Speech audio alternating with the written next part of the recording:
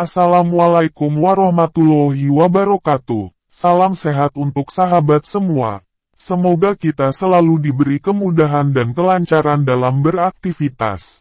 Sahabat, di kesempatan ini perkenalkan saya Puryanto CRT, atau biasa dikenal Ahmad Puri, sebagai terapis rumah terapi Asmaul Husna. Ingin berbagi pengalaman dan pengetahuan mengenai bekam. Apa saja sahabat? 1. Apa itu bekam? 2. Sejarah bekam. 3. Manfaat berbekam. 4. Efek samping setelah bekam. Sebelum saya lanjutkan silahkan klik tombol subscribe, like dan komen supaya apa yang kita ketahui yang lain juga ikut mengetahuinya. Dan semoga menjadi bermanfaat untuk umat. Amin Allahumma amin.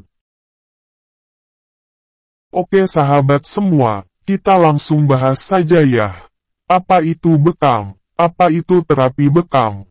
Gambaran umum, keuntungan, dan hasil yang diharapkan. Definisi dan gambaran umum. Terapi bekam adalah metode perawatan alternatif yang melibatkan pemasangan mangkuk pada tubuh.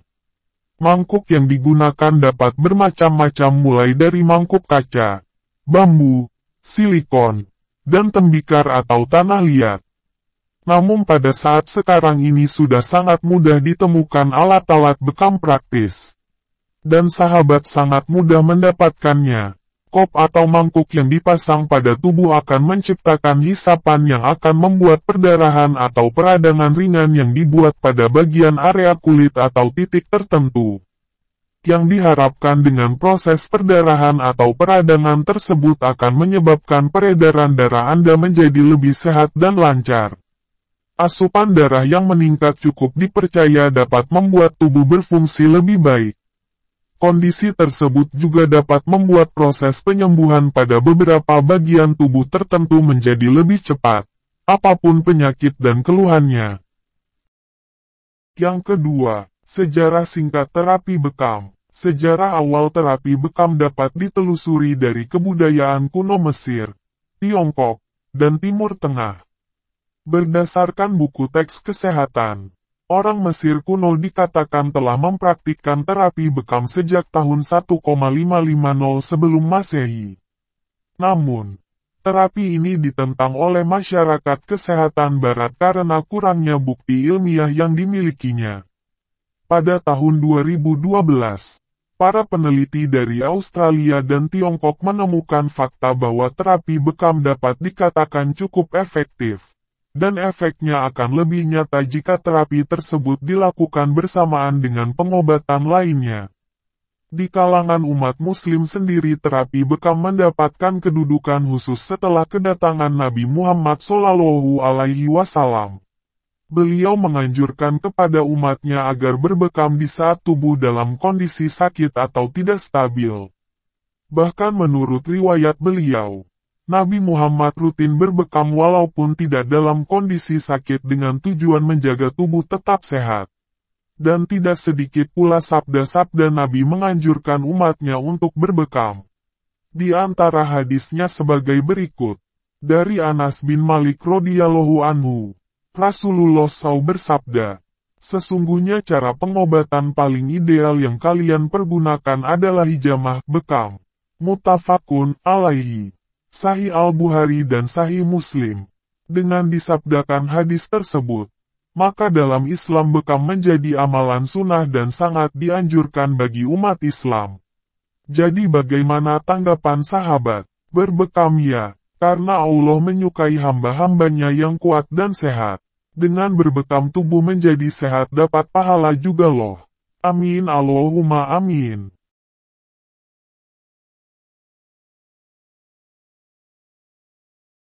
Kita lanjutkan ya sahabat. Pengertian dan manfaat bekam menurut Islam bagi kesehatan tubuh.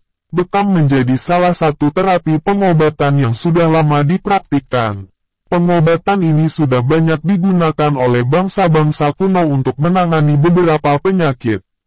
Dalam Islam sendiri, bekam lebih dikenal dengan istilah hijamah. Pengobatan ini sangat dianjurkan bahkan disunahkan oleh Rasulullah SAW. Sebagaimana sabdanya dalam sebuah hadits, sesungguhnya, Sebaik-baiknya pengobatan yang kalian lakukan adalah bekam.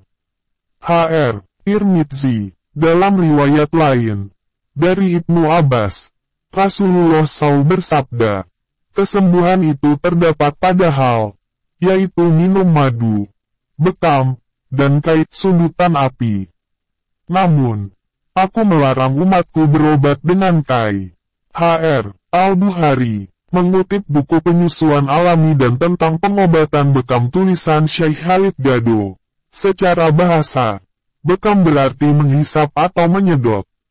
Disebut demikian karena dalam proses pengobatannya terdapat tindakan penghisapan darah pada tempat yang disayat.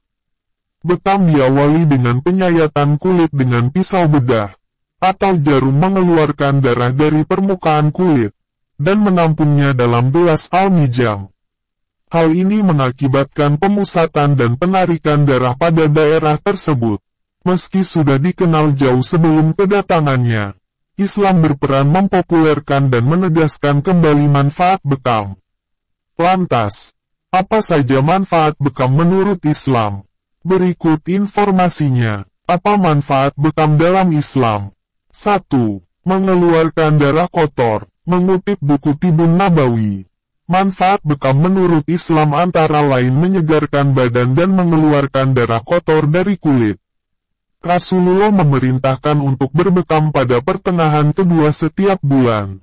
Diriwayatkan oleh At-Tirmidzi dari Ibnu Abbas radhiyallahu anhu dan Ibnu Abbas radhiyallahu anhu menyandarkan perkataan ini kepada Rasulullah SAW. Sebaik-baik bekam adalah yang dilakukan pada hari ke-17, hari ke-19, atau hari ke-21, menurut kalender bulan Hijriyah. 2. Meredakan sakit kepala. Bekam juga bermanfaat untuk meredakan beragam rasa nyeri dan sakit akibat pusing turunan, migrain, dan lain sebagainya. Hal ini disampaikan lewat sebuah hadits yang diriwayatkan oleh Al-Bukhari dari Ibnu Abbas. Rasulullah pernah berbekam di bagian tengah kepala beliau sewaktu dalam perjalanan Irham menuju Makkah, tepatnya di Lahi Jamal, nama tempat di daerah Aqobah. 3. Menyembuhkan kaki terkilir. Mengutip buku ensiklopedia pengobatan herbal tulisan Syekh Khalid Gado, bekam dapat menyembuhkan kaki yang terkilir, seperti yang diriwayatkan dari Anas bin Malik. Sewaktu menjalankan ihram, Rasulullah berbekam pada bagian luar tungkai kaki lantaran sakit diderita beliau di bagian tersebut.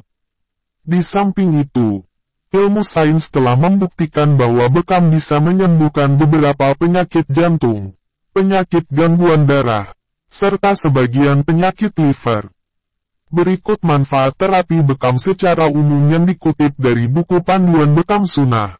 Mengupas tuntas praktik bekam ala Rasulullah SAW tulisan Ramadan Fitria dan kawan-kawan. Meningkatkan efektivitas penyampaian zat makanan dan oksigen karena terbentuknya sel darah merah yang baru. Mengurangi beban kerja limfa, merangsang sistem imun, mencegah timbulnya penyakit kanker dan infeksi. Meningkatkan elastisitas dinding eritrosit, menurunkan resistensi pembuluh darah, meningkatkan terbentuknya antioksidan alami, meningkatkan jumlah makrofag, meningkatkan jumlah sel natural killer, limfosit T, menurunkan jumlah radikal bebas. Demikian sahabat, semoga jelas ya. Jika ada yang belum paham silahkan komentar di kolom komentar. Selanjutnya kita bahas yang terakhir ya sahabat. Efek samping setelah berbekam. Secara keseluruhan efek samping setelah berbekam sangat positif. Walaupun dalam beberapa kasus praktek membekam terdapat efek yang kurang nyaman, namun lebih ke arah positif. Saya jelaskan dulu efek kurang nyamannya ya sahabat. Yang pertama adalah lemas. Kondisi ini terjadi dikarenakan sebelum berbekam biasanya pasien kurang tidur, kelaparan, atau bahkan dalam kondisi lemah. Untuk itu, penerapis tidak diperbolehkan membekam dalam kondisi seperti tersebut. Gatal pada area bekas bekam. Kondisi seperti itu terjadi disebabkan kulit pasien sensitif. Namun dalam jangka waktu tertentu hilang dengan sendirinya. atau bisa dibantu mengoleskan minyak terapi pada area kulit yang gatal. Pengalaman saya selama 5 tahun lebih, melakukan praktek membekam. Hanya itu saja ya sahabat, yang saya dapati. Sekali lagi tidak ada efek samping negatif yang berlebihan. Insya Allah, dan semoga Allah melindungi kita dari segala kecelakaan saat berbekam. Bismillahirrahmanirrahim. Ma'asmi syai'un fil ardi wala fis samai wa huwa sami'ul alim. Efek positif yang sering saya dapati adalah badan lebih ringan, pandangan mata terang, istirahat lebih nyaman, nafsu makan bertambah, tidak malas, lebih konsentrasi dalam aktivitas sehari-hari, tidak khawatir dengan kondisi badan, makan tidak terlalu banyak yang dipantang. Tensi darah, kolesterol, asam urat, menurun otomatis. Alhamdulillah sehat, atas ridho Allah dengan bekam. Alhamdulillah sahabat, dalam video ini sudah saya bahas secara keseluruhan ya. Mohon maaf jika ada bahasa-bahasa yang kurang pas. Karena saya hanya manusia biasa yang tidak luput dari segala salah dan hilaf. Dan hanya Allah lah yang maha luas dan sempurna dalam ilmunya. Sekian, terima kasih. Semoga bermanfaat. Salam sehat buat sahabat. Jangan lupa di-share ya sahabat, agar apa yang kita ketahui yang lain juga ikut mengetahuinya. Dan semoga menjadi amal jariah untuk kita semuanya, amin. Al-Fakir, Urianto CRT, Rumah Terapi Asmaul Husna. Wassalamualaikum warahmatullahi wabarakatuh.